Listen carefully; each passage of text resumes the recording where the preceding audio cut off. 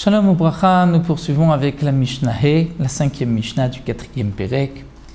Comme nous l'avons vu dans la Mishnah précédente, nous avons parlé du Korban Etzim, c'est-à-dire du sacrifice Etzim du bois. De quoi il s'agit? La Mishnah va nous l'expliquer. Zman Atse Kohanim Veha'am. Le moment, Zman Atse a Kohanim Veha'am, où les Kohanim, le peuple, apportaient du bois au Beth Amikdash, Tish'a. C'était 7 moments dans l'année. Le Barthénora nous rapporte ce que la Gemara nous enseigne. Lorsque les Bnei Israël, après l'exil de Babel, l'exil de 70 ans, sont revenus au Beth Amikdash, ils n'ont pas trouvé de bois dans la Lishka dans cette pièce pour les sacrifices. Et donc ces familles mentionnées par la suite dans la Mishnah ont offert du bois, de leur argent au Beth Amikdash.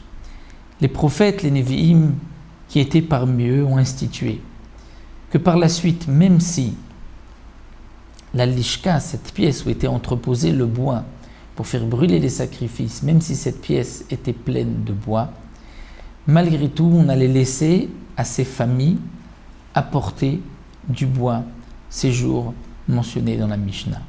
Et le jour où ces familles apportaient du bois au Beth Amikdash, ils apportaient aussi un korban ola, un sacrifice qui accompagnait ce bois. Et ils faisaient de ce jour-là un Yom Tov, un jour de joie, comme c'est rapporté dans le Sefer Ezra. Donc ces 9 moments sont Be'echad ben Nissan. Le premier du mois de Nissan, Bene Arach ben Yehuda. C'était la famille de Arach ben Yehuda. Comme le Mefarshim explique, c'était une famille particulière de la tribu de Yehuda. Be'esrim be'Tammuz, le 20 Tammuz, Bene David ben Yehuda. Les enfants de David ben Yehuda, c'était des descendants de David Amelech. Bechamisha be'Av, le 5 du mois de Av, Bene Farosh ben Yehuda. Là aussi, c'était une famille des descendants de David Amelech. Beshiv Abo, le 7 du mois de Av, Bene Yonadav ben Rechav. Eux étaient descendants de Yitro. Be'Asarabo, le 10 du mois de Av, Bene Senaa ben Binyamin, de la tribu de Binyamin. Bechamisha Asarbo, le 15 du mois de Av, Bene Zatou ben Yehuda, qui était aussi de la tribu de Yehuda. Veimaem, et avec cette famille, Bene Zatou ben Yehuda, apportait aussi Kohanim, des Kohanim, Lévihim, des Lévis, Vechol Mishata'a Beshifto, et tout celui qui s'était trompé, c'est-à-dire qui ne savait pas de quel chevet, de quelle tribu il venait, il pouvait apporter en même temps que Bene Zatou ben Yehuda. Ou Bene et aussi apporter ce jour-là avec Bene Zatou ben Yehuda, Bene Gonve Eli, Bene Kotz'e Ketziot. De quoi il s'agit? Qui était cette famille, Gonve Eli, Bene Kotz'e Ketziot? Le Barthénora nous rapporte une histoire que la Gemara nous enseigne. C'est lorsque les ennemis avaient décrété une interdiction aux Bnei Israël d'accomplir les mitzvot. Et il leur avait interdit d'apporter les prémices, les bikurim au Beth Amikdash. Ils avaient même installé, fixé des gardiens sur les chemins pour empêcher tout juif d'apporter des bikurim, les prémices au Beth Amikdash. Et ces gens qui sont appelés Bnei Gonve Eli, Bnei Kotz'e Ketziot, c'est une famille d'hommes pieux qui avaient décidé malgré tout d'apporter des bikurim, des prémices. Donc ils avaient des paniers où ils avaient posé les fruits des bikurim qui sont des 7 fruits d'Eretz Israël, et ils avaient recouvert les fruits de figues sèches. Et ils les portaient sur les épaules avec un Eli. Eli, c'est un bois avec lequel on pilait le grain de blé, et on l'utilisait aussi pour écraser les figues sèches pour en faire des pains de figues. Donc lorsque ces gens-là rencontraient les gardiens, et que les gardiens posent la question, mais qu'est-ce que vous avez sur le dos? Répondez, nous allons simplement faire des pains de figues. Voici donc les figues, voici le Éli pour frapper les figues. Et ainsi ils apportaient les bikurim à Yerushalayim. Donc on les appelait Gonvé Éli. Gonvé puisqu'ils volaient, ils trompaient les gardiens grâce à ce Éli. Et Kotse Ketziot, on les appelait aussi puisqu'ils coupaient des pains de figues avec les Ketziot.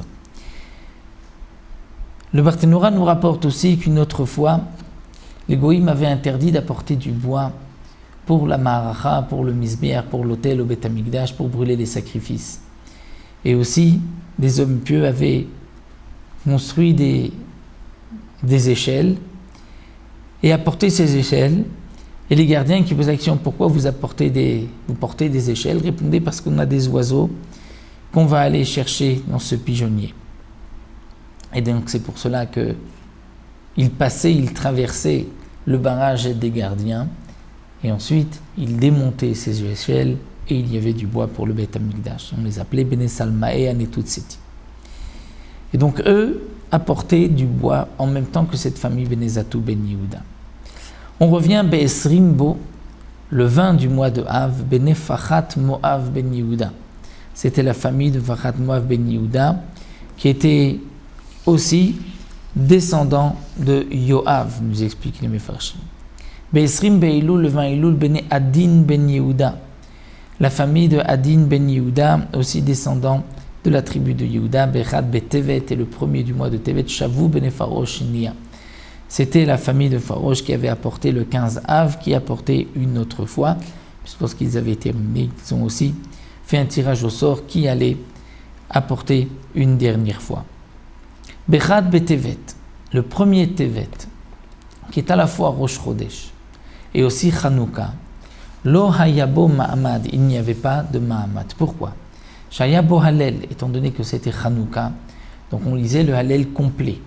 C'est vrai que c'est aussi Rosh Chodesh et que de toute manière on lit le halel à Rosh Chodesh, mais c'est le halel abrégé. Alors qu'à Chanukah c'est le halel complet, c'est celui qui repousse le ma'amad.